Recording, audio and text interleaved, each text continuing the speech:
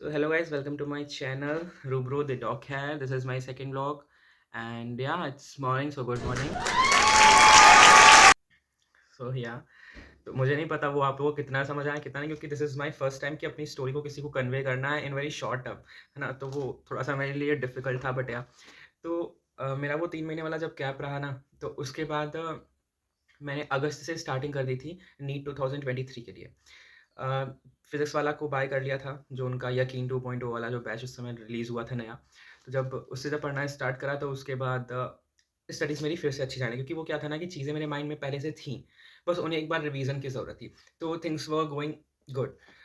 अभी नवंबर, हाँ, अगस्त, सितंबर सितंबर में जैसे ही धीरे-धीरे हम अपनी चीज़ों से कोप अप कर रहे थे, तब तक मेरे डैडी की सिचुएशन बेकार होने लगी। उनके बैक साइड में स्कैपुला बोन पे बहुत ज़्यादा पेन होने लगा।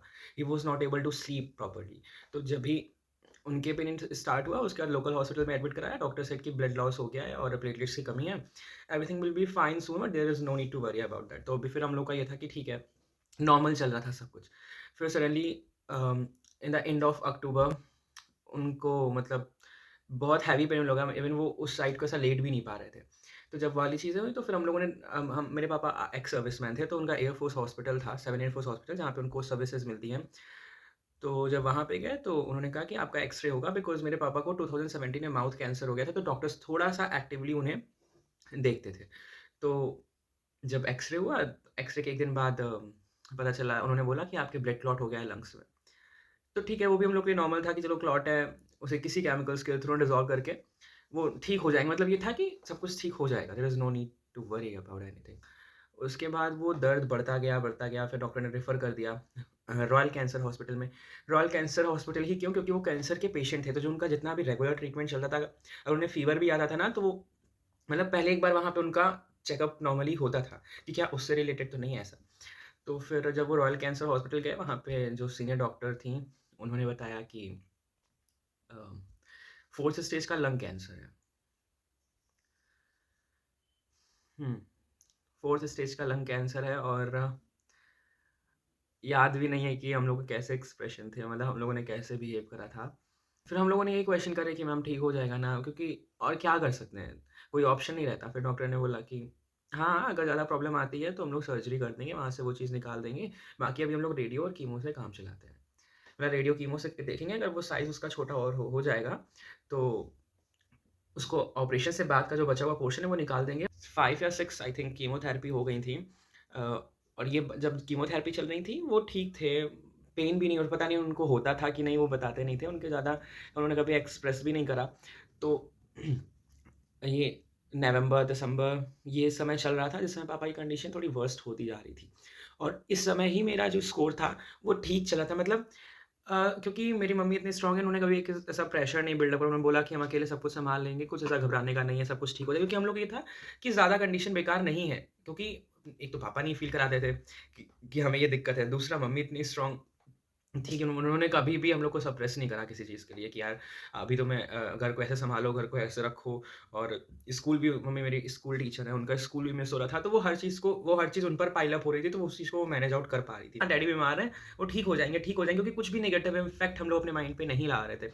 तो दिसंबर के समय मेरा स्कोर जाता था लिटरली 631 आउट ऑफ 720, 635, 620, 618 ऐसा स्कोर जाता था। तो एक होप थी कि हाँ, ठीक है, इस साल तो नीट हो जाना है। और उसके बाद जनवरी आई, 3rd ऑफ जनवरी, मुझे अभी भी याद है, हम बेड पे बैठ के फिज़िक्स पढ़ रहे थे। वो फिज़िक्स जो चैप्टर चल रहा था, वो चैप्टर था सेमीकंडक्टर्स। मुझे चैप्टर भी अभी तक याद है, क्योंकि वो काफ़ी गंदा फेज़ था। तो 3rd ऑफ जनवरी को मम्मी-पापा उस दिन 3rd ऑफ जनवरी को मेरे पापा की 6th कीमोथेरेपी थी। तो जब वो लोग सुबह हॉस्पिटल गए और शाम को वापस आ गए, आई सेड कि डॉक्टर ने एडमिट नहीं करा। तो माय मॉम वाज़ लाइक कि you have to be strong now.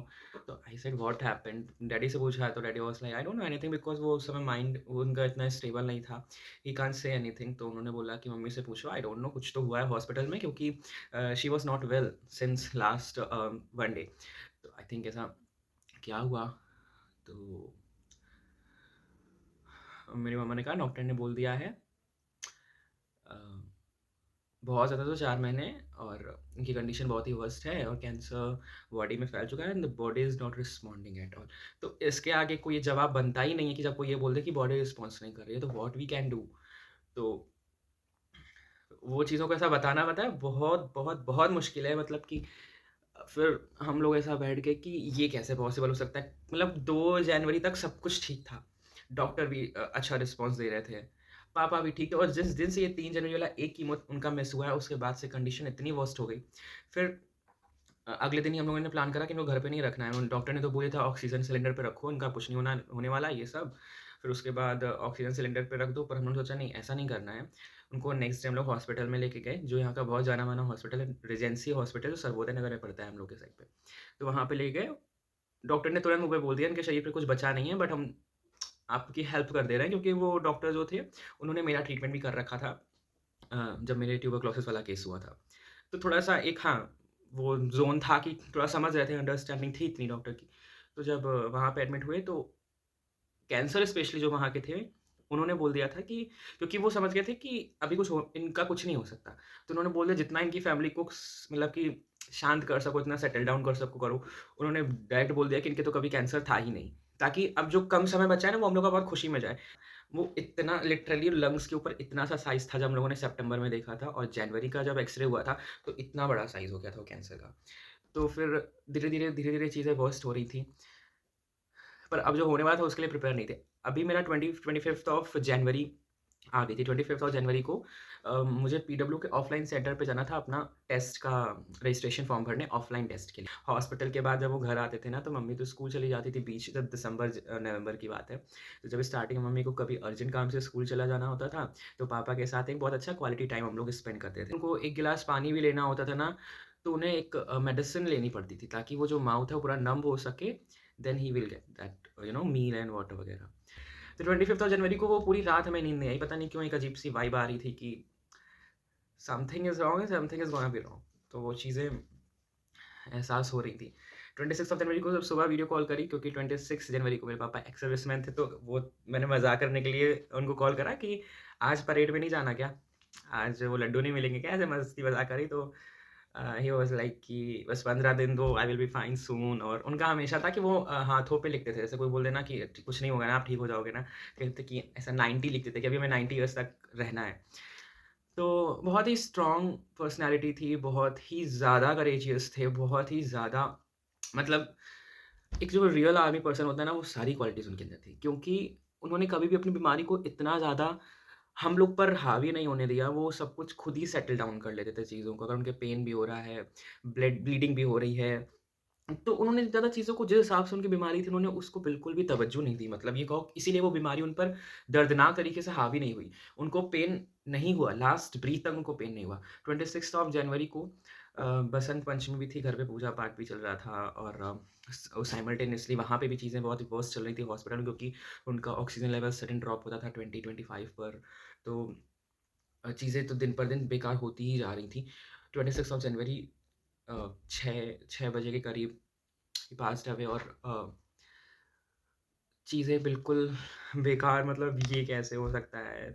सब कुछ बेकार हो गया एक 1 सेकंड में। वेट, याह सॉरी। तो जब सारी चीज़ें मतलब 26 हो गया, 26 वाला ये जब केस हुआ, तो मुझे लगा कि अब सब चीज़ें स्टॉप है, अब कुछ नहीं होना है। पर जब ये सब चीज़ें हो जाती है ना, कोई इंसान चलाता है, तो एक फैमिली का प्रेशर रह जाता है तुम्हारे ऊपर कि यार अभी अगर हम ऐसा करेंगे, तो ये लोग ऐसा सोचेंगे, क्योंकि सब कुछ न्यू-न्यू था। तो वो उतना स्टेबिलिटी नहीं आ पाई थी ब्रेन पे, जो लोग कह रहे थे कि हाँ, ये करो, तो हम लोग वही ही कर रहे थे। क्यों? The reason is being that कि अभी लगता था कि हाँ, ठीक है यार, अब ये बोल रहे हैं ये चीज़ें कर दो, कुछ चीज़ों में इंटरेस्ट डेवलप ही नहीं हो रहा था। लग ही नहीं रहा था कोई नई चीज़ें हम लोग को करनी है। लग रहा था जहाँ पे चीज़ें सब कुछ वो छोड़ के गए ना, वो चीज़ें वैसी रहें, कुछ नया ना हो। यादों को लेकर सोचते हैं, कई सारी वीडियोज़, फ़ोटोज़ हैं। तो मतलब ये नहीं लग मतलब एक अंदर से एक वो होता है ना कि तुम्हें रिग्रेशन रहता है कि यार काश! वो काश वाला कोई सीन नहीं, क्योंकि हम लोगों ने उनके साथ हर चीज़, मतलब कि एक छोटा से छोटा अ, डे उनके साथ सेलिब्रेट करा। लाइक फादर्स डे भी हम लोगों ने इतना अच्छा सेलिब्रेट करा है ना, कि उसको हम लोगों ने एक बिग बैंग पार्टी टाइप की बना दी। जो लॉस हुआ है वो तो मतलब लाइफ टाइम रहने वाला है ना, उसको तो कोई कंपनसेट नहीं कर सकता। But what I am saying is that कि ठीक है, उनको एक बहाना चाहिए था। नीट 2023 का एप्लीकेशन फॉर्म तो भर ही दिया था, पेपर भी देने गए। पेपर दिया, जहाँ 600 आ रहा था 530 पे स्टक हो गया। तो अभी जो चीज़ें थी ना, वो मेरी नहीं थी पापा वाली जर्नी। थी मतलब अब उस ज़्यादा अगर हम उस डीप इतना जाएँगे ना, तो हम जिस हिसाब से हमने अपने आप को भी समेट कर रखा है इतने महीनों में, मतलब नवंबर स्टार्ट होने वाला है, तो वो फिर चीज़ें अगर हम उस चीज़ को ज़्यादा अपने माइंड पे ले लेंगे ना, तो वो मेरी जो लाइफ़ चल रही है स्मूथली, वहाँ पे एक हिंड्रेंस आएगा, बिकॉज़ वो चीज़ें मेरे लिए मैटर करती हैं। और जब तुम किसी ऐसी चीज़ के बारे में ऐसा इफ़ेक्ट लेके सोचोगे जो तुम्हारे माइंड पे नेगेटिवली इम्पैक्ट डाले, तो वो तुम्हें आगे बढ़ने से रोकेगा। इसलिए पापा के साथ बिताई हुई अच्छी मेमोरी को आगे लेकर चलते हैं, क्योंकि हाँ, ऐसा लगता है हाँ, अगर हम आज ये भी कर रहे हैं ना, ये व्लॉगिंग भी चल रही है, वीडियो कोई भी शूट हो रहा है, तो वो मेरे साथ है, वो सुन रहे हैं इस चीज़ को।